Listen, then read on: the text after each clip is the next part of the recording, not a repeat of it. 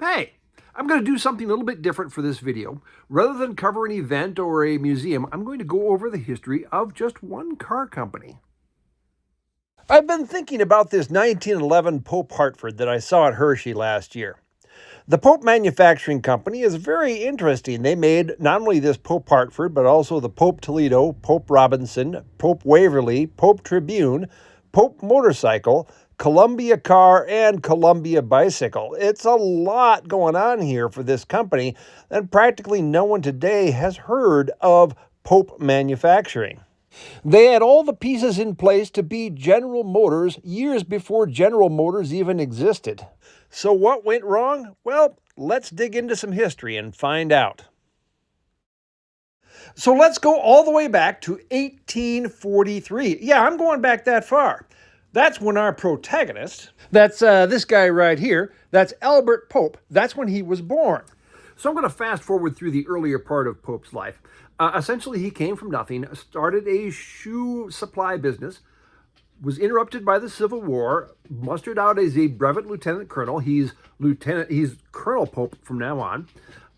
Then he went back to the shoe business, built that shoe supply business up into one of the largest in the country. So he's got some money behind him now. That brings us up to an event that would change his life. He attended the 1876 Philadelphia Exposition. There it is, the 1876 Philadelphia Exposition, also known as the World's Fair. He sees something there that he has never seen for the rest of his life. A bicycle. Now, this style of bike was called a penny farthing, and they were made in England. Colonel Pope sees an opportunity here. He arranges to import 8 of these things, and they sell very quickly. He arranges to import 50 of them, and then starts to look for some place that he could manufacture them here in the United States. Quick sidebar, I need to talk about mechanically interchangeable parts for just a moment. This is important to the story, trust me. So if you have a modern car and you have 2 cars that are the same, you kind of take it for granted that you can take parts off of one and put them on the other and they will just fit. This is not necessarily true of things that are made in the 1850s. There's a lot of hand making and hand fitting involved here. In fact, as late as 1908 in England, 3 1907 Cadillac Model Ks, that's these guys right here, were completely disassembled. The parts all mixed up by members of the Royal Automobile Club, no less. Then the cars reassembled from the piles of parts and driven on a 2,000-mile reliability run to prove that they were good to go after having all the parts mixed up. Was this a big deal? Yes, it was. The Royal Automobile Club awarded Cadillac the Dewar Trophy for parts interchangeability. This was a very prestigious trophy. I mean, look at the size of this thing. It's big enough to put a baby in, or, wear the lid as a hat. My point is, if this is such a big deal in 1908, this is not something you should expect on Random Things in 1876. One of the industries leading the charge on interchangeable parts was the firearms industry. Quigley's gun here is a Sharps. In the 1860s, they had a big plant in Hartford, Connecticut. From the same movie, Cora here is shooting a Colt Dragoon. Colt, also based in Hartford, Connecticut. In fact, located less than 30 miles away from the Springfield Armory, Hartford, Connecticut was becoming a major player in high-quality machining in the United States. In fact, Colt Armory became known as the College for Mechanics. In fact, you might even recognize the names of some of the machinists trained there. Names like Francis Pratt and Amos Whitney. Pratt & Whitney Machine Tool was formed in Hartford, Connecticut. They'd get into airplanes later on. Also working at Colt was this guy here. That's Henry Leland, the brains behind Cadillac. The same Cadillac that wowed the crowd with its fancy schmancy interchangeable parts. All right, so I got one more player I got to introduce before we get back to our main story. By the early 1870s, Sharp's rifle was starting to struggle. They had empty factory space in their Hartford plant, and another company moved in. That company was Weed Sewing Machine.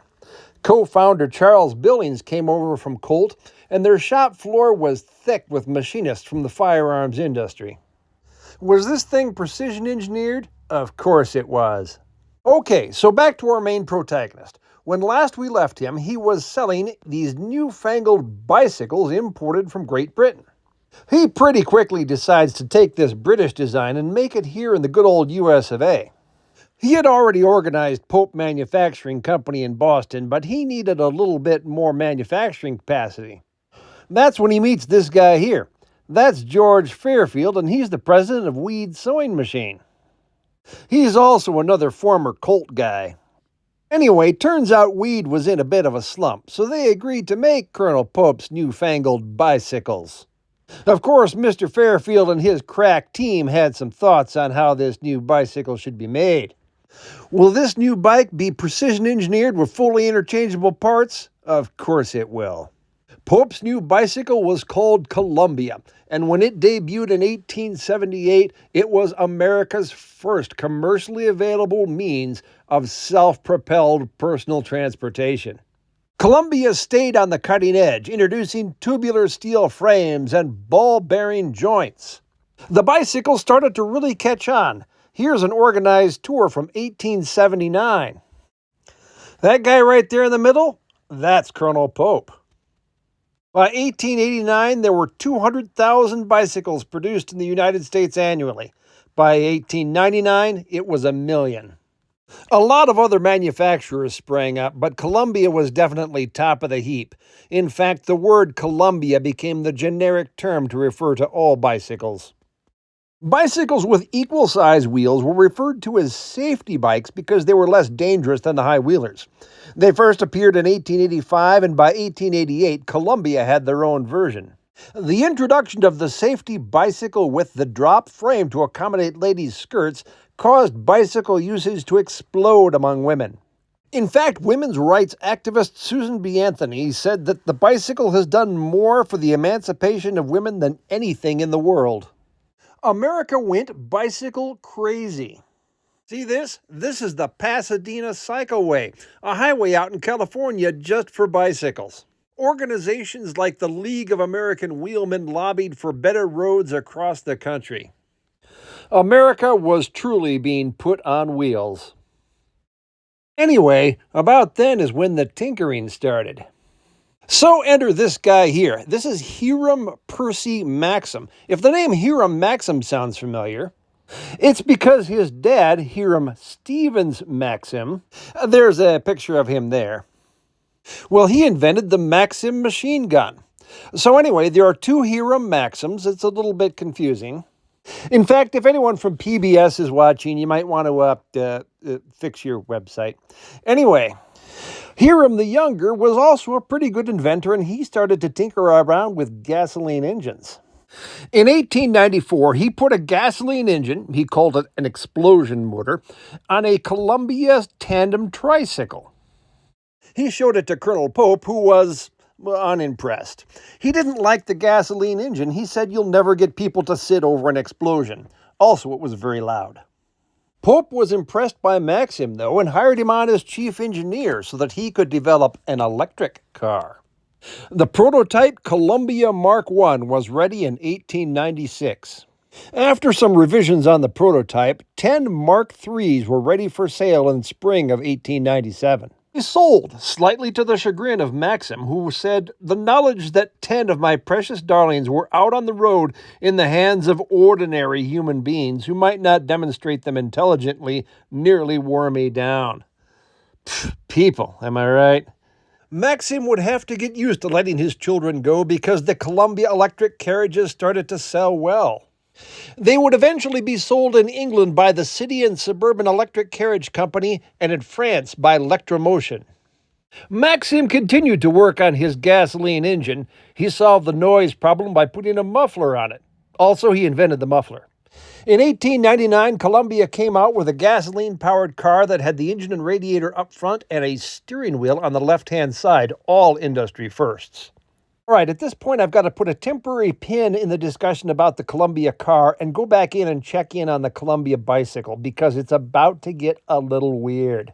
By the late 1890s, interest in bicycles had tapered off quite a bit from its peak. Couple this with the fact that a lot of small manufacturers had sprung up around the country, this meant that the bicycle business was in trouble. Colonel Pope's answer was to put together the American Bicycle Company. This was a trust of the top 40 bicycle manufacturers in the country. Together, they controlled most of the patents involved with making bicycles. These brands continued, but under the ownership of the American Bicycle Company. Because of its patent control, the ABC was then able to sue smaller manufacturers. They either had to pay hefty royalties or be forced out of business, generally with the ABC taking over their assets. Some of the companies joining the ABC could see the waning interest in bicycles and wanted to move on to other endeavors. They insisted on cash payments rather than just stock in the ABC for their participation. Maybe the need for cash is why in 1900, Colonel Pope sold the Columbia Automobile Company. This is despite the fact that it was the best-selling car of that year, 1900. Here a maxim left about this time. He went on to form the Maxim Silent Firearms Company. It seems like his work inventing the car muffler also led to him inventing the gun silencer. Anyway, Pope sold his company to the Electric Vehicle Company. Electric Vehicle also acquired the rights to the Selden patent. You might have heard me mention the Selden patent before. This was the patent on the automobile, which was a thing that existed. It's really a whole story all by itself that I might save for another video, but the interesting part here is this. Electric Vehicle Company was instrumental in forming the Association of Licensed Automobile Manufacturers. The ALAM sought to control the American automobile industry in the same way that the ABC did for the bike industry. Anyway, back over to the ABC. Turns out that Columbia wasn't the only bicycle company that was interested in making cars. The Indiana Bicycle Company made the Waverley bicycle. And in 1897, they branched out and made the Waverley electric car. When Indiana Bicycle Company joined the American Bicycle Company in 1899, this meant that the ABC was now selling cars. Another company, Lozier, headquartered in Toledo, Ohio, made the Cleveland bicycle. Rather than join the ABC, they accepted a buyout and went to New York State, where they made marine engines. Eventually, they moved back to Detroit and made the Lozier automobile. The Lozier was a high-end brand that lasted until 1918. Back in Toledo, the departure of Lozier meant that the ABC now owned a very large bicycle factory with really nothing to build there. The country certainly didn't need more bicycles, so Colonel Pope went another direction. Steam! The ABC is already selling the Waverley Electric, so they decided to branch out into a steam car. They called it the Toledo. Although they made mostly cars, I did want to show you this steam-powered truck just because it's cool. I mean, look at it. The automobile department of the American Bicycle Company was growing. Meanwhile, the bicycle end of things was shrinking. Other companies were starting to leave the ABC for whatever reason. They didn't want to get into the automobile business. They weren't making enough money. Who knows? They had different ideas. Anyway, by the end of 1901, the ABC was no longer making bicycles. It was just cars. Oh, and in case you're wondering, this is the same Spalding that does the sports equipment. Same company. So now the American Bicycle Company doesn't sell bicycles, it's actually a car company. So in 1902, we had a little rebranding. The American Bicycle Company is now the International Motor Car Company. And because the Toledo steam carriage is doing so well, they moved their headquarters to Toledo, Ohio. The Toledo line expands, adding a 3-cylinder gasoline car in 1902. That same year, Pope's nephew, Edward Pope, partnered with John T. Robinson and brought the Robinson automobile into the growing Pope empire. By 1903, the last vestiges of the ABC were gone, and this left Pope fully in charge. The Toledo became the Pope-Toledo, the Waverley became the Pope-Waverley, and the Robinson became the Pope Robinson. Pope-Toledo made gasoline cars only now. The steam car line was dropped. One of the results of the ABC was that Colonel Pope ended up owning just a few defunct bicycle factories. One of these was the Crawford Bicycle Factory in Hagerstown, Maryland. Starting in 1904, Pope used that factory for the production of the Pope-Tribune. With only a single cylinder and 6 horsepower, this was the smallest and most affordable addition to the Pope family of cars. Colonel Pope's son Harold was put in charge. Colonel Pope wanted to build a high-quality car in Hartford, Connecticut, the home of Columbia bicycles. To lead the effort, he tapped his nephew, Harry Melville Pope. Harry had already established himself as a builder of high-quality rifle barrels. He sent Harry on a tour of Europe to review the best automobiles that the continent had to offer. In 1904, Harry and his team released the Pope-Hartford, a single-cylinder 10-horsepower car. Interestingly, to remove the spark plugs, you didn't need a wrench. Just a tap of the hammer and it released in the same way as the breech lock on a rifle. It certainly made sense to do it that way if you're used to building guns. Anyway, Harry went back to the rifle barrel business where he was a little more in his element. A twin-cylinder followed in 1905, and in 1906 there came a 4-cylinder with an overhead valve system, a rarity for the time. So what we have here is a company that is offering a full line of models in 5 different makes. Sure sounds like a major player in the automotive industry. Billy Durant formed General Motors in 1908. Albert Pope was doing it in 1904. So why am I not driving a 2024 Pope-Toledo? Well, in a word, money. It took a lot of it for Colonel Pope to buy out the various members when the ABC collapsed. It took a lot of it to develop car brands out of nothing. When the dust settled on the ABC, Pope owned 19 different manufacturing facilities in 13 different locations. The modest profit he turned in 1904 came mostly from selling off excess properties. One of the properties sold was in Hyde Park, Massachusetts, where the Pope Robinson was made. Hey, remember when I mentioned earlier that the American licensed automobile manufacturers had bought the Selden patent on the car and were trying to use it to control the auto industry?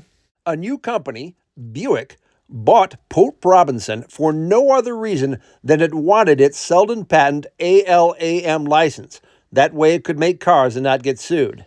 Up in Detroit, this joker here didn't bother to get his ALAM license. And he did get sued. But that's a story for another time. Back over at Pope, profits started to slowly build in 1905 and 1906, but it was really too little too late. By 1907, creditors were knocking on the door. The Pope-Toledo plant had been billed as the largest automobile plant in the world at the time. Pope was forced to sell it to Overland. Willys Jeeps would eventually be made in the old Lozier bicycle plant. The Indianapolis plant was sold to a group of employees. The now independent Waverley Electric would continue to make cars until 1916. The Pope-Tribune's Hagerstown plant was sold to the Montrose Metal Casket Company. They don't make cars. Pope Manufacturing emerged from the 1908 receivership, owning just the Pope-Hartford and Columbia bicycle. During this time, Colonel Pope had become ill. He died at his summer home in 1909. He was 66. Albert's brother George took over the ailing Pope empire. Another Civil War veteran, he had achieved the rank of lieutenant colonel, so this is another Colonel Pope. Albert's son, Albert Linder Pope, was named president of Pope-Hartford. A 6-cylinder engine was added to the line in 1911, the year this car was built. The overhead valve Hartford engines developed a reputation for durability and power. Stripped down Pope-Hartfords are successful in prestigious races across the country, including the Vanderbilt Cup and the Indianapolis 500. I should note that Pope-Toledo had a pretty successful racing career itself before the plant was sold. Most successful were the Portola Roadsters. These were Pope-Hartford engines fitted onto Fiat chassis. Remember, at the time, Fiat had a plant in the United States, so these is American Fiat chassis.